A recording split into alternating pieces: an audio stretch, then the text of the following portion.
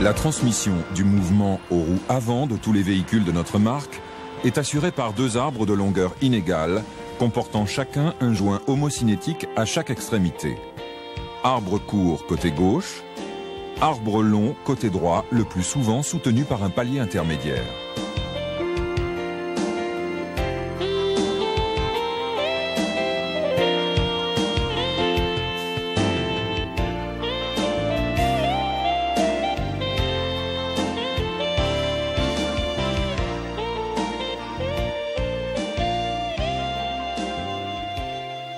Les arbres de transmission ont deux origines principales. Fabrication GKN. Ces arbres possèdent un joint à tripode fixe côté roue. Il est désigné par le terme GE ou Glenser extérieur et se reconnaît par son bol en acier brut en forme de sphère.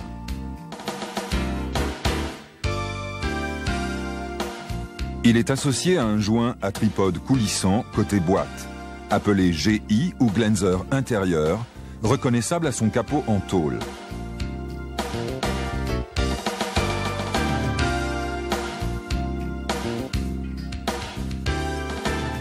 Le diamètre du bol et celui du tripode coulissant donnent la classification de l'arbre.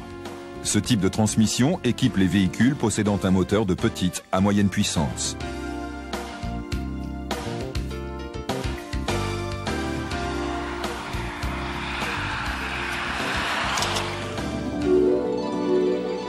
Fabrication PSA. Le joint côté roue est à bille. Joint RZEPA, identifiable par son bol en acier usiné, muni d'un gros chanfrein.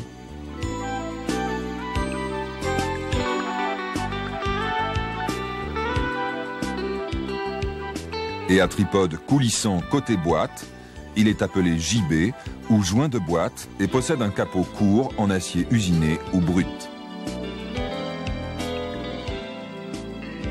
Les diamètres fixent les classes. Ce type d'arbre correspond à des moteurs de moyenne à forte puissance.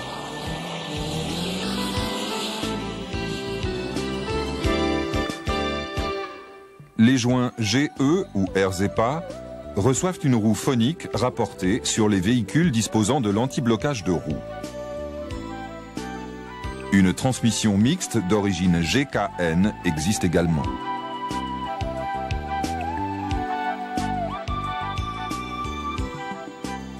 L'arbre de liaison entre joints est plein ou tubulaire, en différents diamètres. L'embout fileté recevant l'écrou de moyeu a un diamètre correspondant au type de véhicule. L'écrou est immobilisé par matage dans deux rainures ou par une goupille.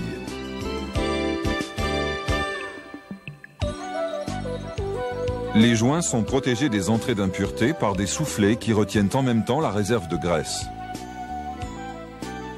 Les soufflets des joints situés côté boîte de vitesse sont toujours en caoutchouc néoprène. Les soufflets des joints situés côté roue peuvent être en néoprène ou en thermoplastique, plus résistants mais moins souples et par conséquent plus volumineux. Ces deux variantes n'ont pas les mêmes types d'accrochage et ne sont pas interchangeables. Quelques modèles, uniquement en néoprène, reçoivent des anneaux chargés d'éviter la centrifugation du soufflet côté roue. Ces anneaux sont en plastique ou en caoutchouc.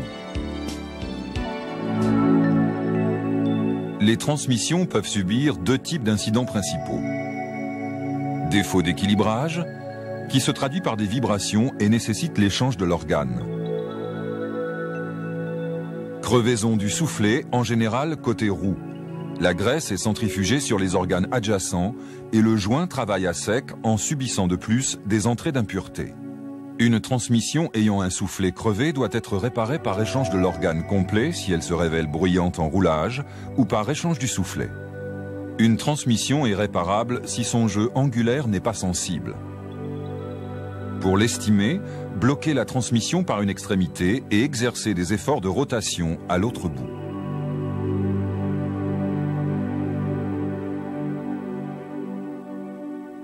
L'échange d'un soufflet réclame un certain nombre d'outils regroupés dans un coffret, plus différents supports et matériel de ligaturage. Les nécessaires de réparation comportent le soufflet, les ligatures ou colliers, la dose voulue de graisse, les circlips, ressorts et pièces de sécurité. Choix du soufflet. Si le soufflet est en néoprène, observez son profil extérieur sur le gros diamètre. Si la zone recevant le collier est étroite et bordée par un épaulement, le soufflet possède à l'intérieur une seule gorge de maintien et ne se monte que sur un bol à une rainure. Si la zone recevant le collier est large et sans épaulement, le profil intérieur comporte deux gorges de maintien et ne se monte que sur un bol à deux rainures. Cas de l'arbre de liaison tubulaire. Les soufflets néoprène ne comportent pas de gorge à cause de la minceur des parois. Le soufflet thermoplastique comporte quant à lui des gorges très fines.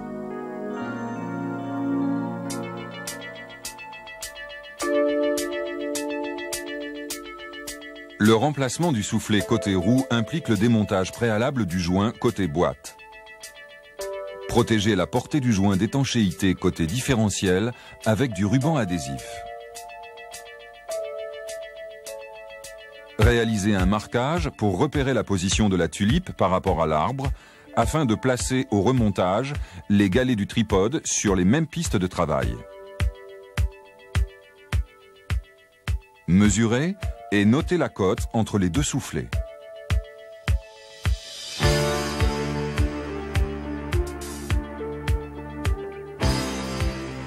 Immobilisez le GI avec le support serré dans l'étau.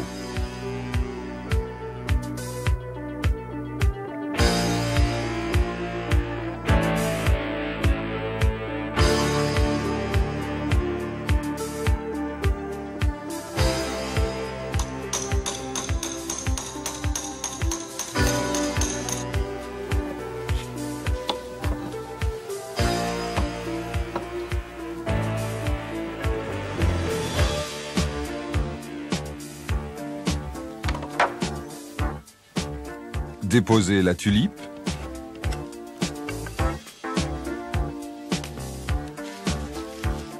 Le ressort et la coupelle.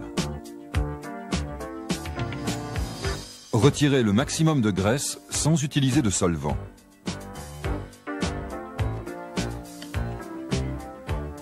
Déposez le circlip à l'aide d'une pince.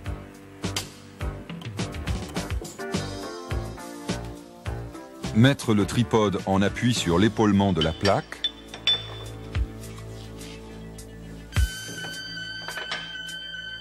Repérer sa position par rapport à l'arbre.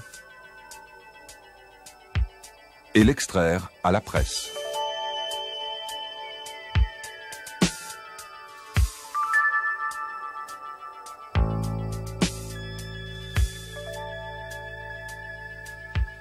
Coupez le collier.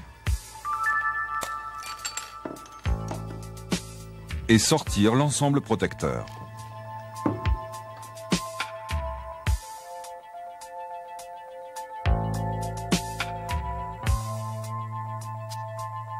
Soufflet thermoplastique côté roue ou arbre tubulaire. Pas de gorge de positionnement. Prendre la mesure entre l'extrémité de l'arbre et le soufflet. Couper les colliers.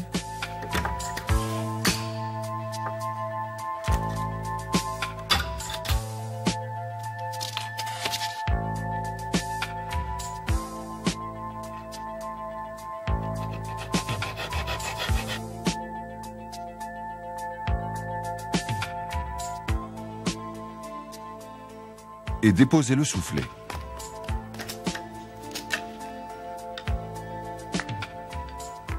Retirez le maximum de graisse, ne pas utiliser de solvant.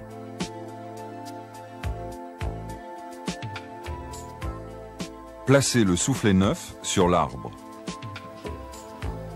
Répartir la dose de graisse dans le soufflet et le bol.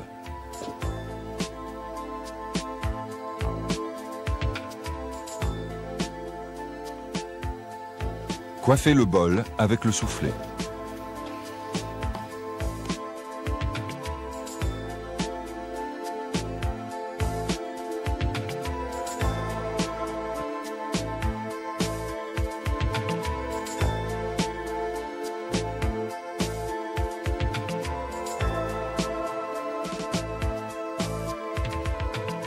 Contrôler sa bonne mise en place par la rotation de l'articulation.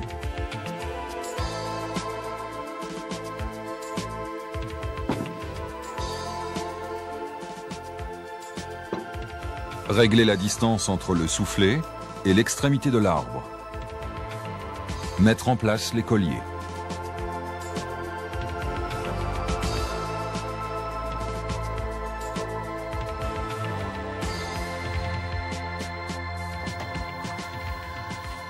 Interposer une protection, serrer l'arbre dans l'étau. Mettre en place le tripode. Le chanfrein doit être placé à l'opposé du circlip. Aligner les repères.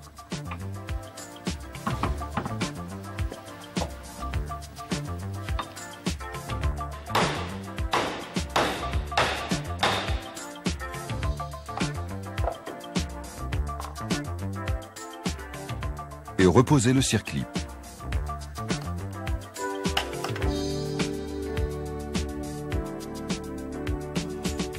Répartir la graisse dans le capot.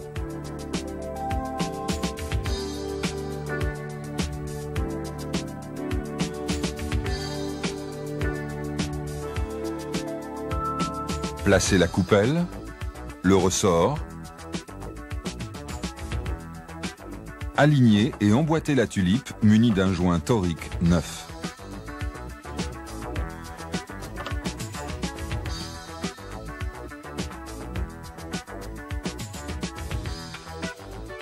La tulipe étant maintenue en compression, sertir le capot.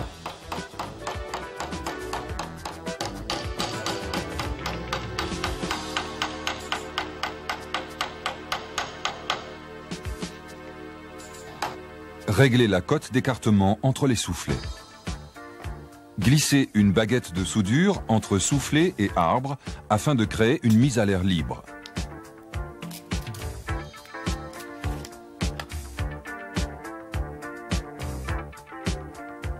Certains soufflets disposent d'une bague de mise à l'air libre.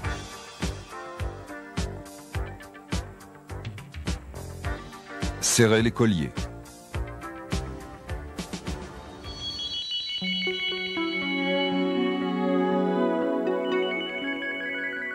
Chaque soufflet peut être remplacé indépendamment.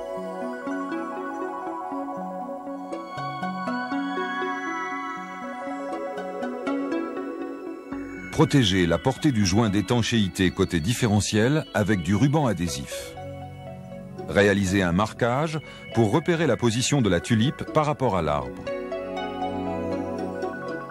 Mesurer et noter la cote entre les deux soufflets. Immobiliser l'arbre de liaison dans l'étau en position verticale. Couper les colliers.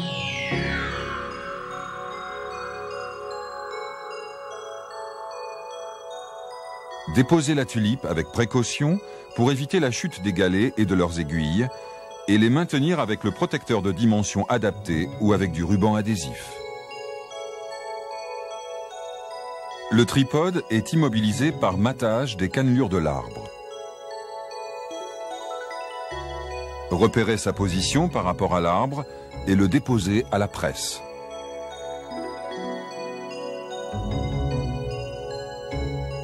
Remplacer le protecteur.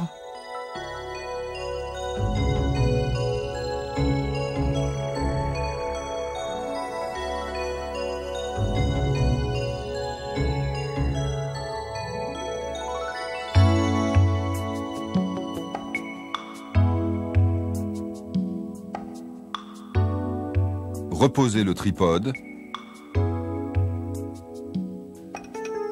et l'immobiliser par matage sur des cannelures intactes. Poursuivre le remontage.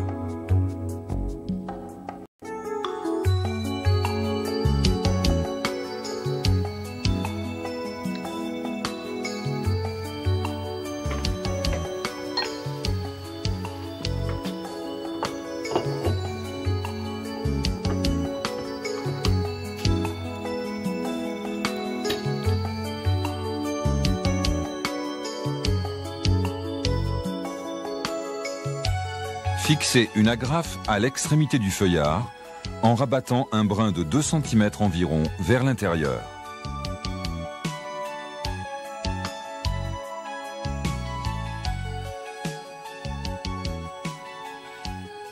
Déterminez la longueur du feuillard en effectuant 2 tours du soufflet et préservez une longueur supplémentaire de 6 cm.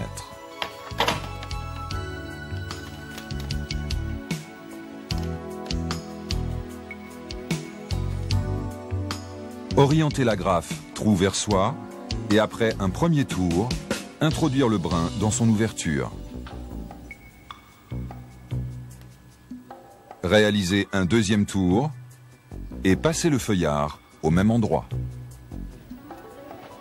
Engagez la bande dans la fente la plus étroite de la pince, 1 à 2 cm au-dessus de la boucle. Engagez le bec de la pince dans la boucle et serrez. Coupez le surplus et rabattre l'extrémité sous la boucle.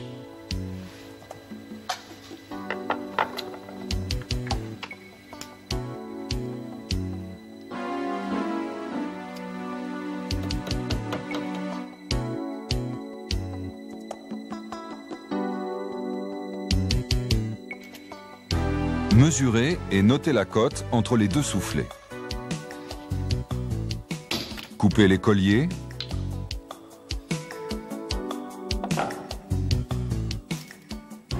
Et dégagez le soufflet.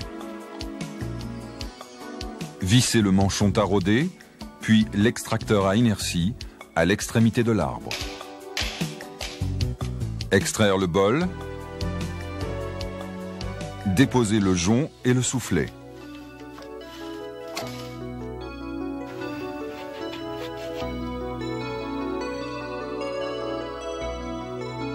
Posez le soufflet neuf, remplacez le jonc.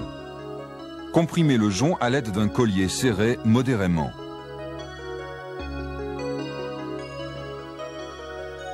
Reposez le bol.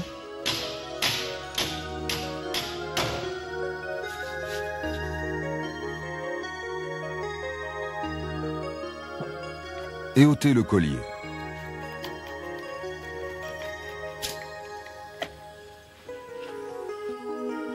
Répartir la graisse.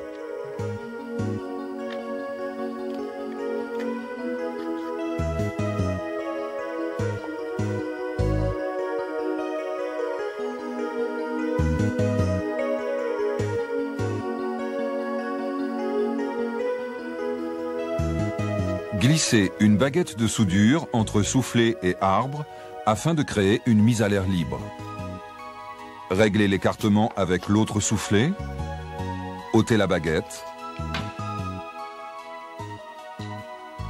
Puis serrez les 2 colliers à l'aide de la pince spéciale.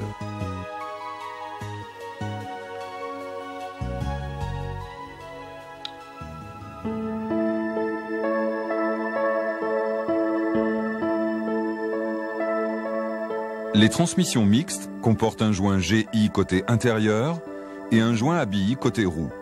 Chaque soufflet peut être remplacé indépendamment.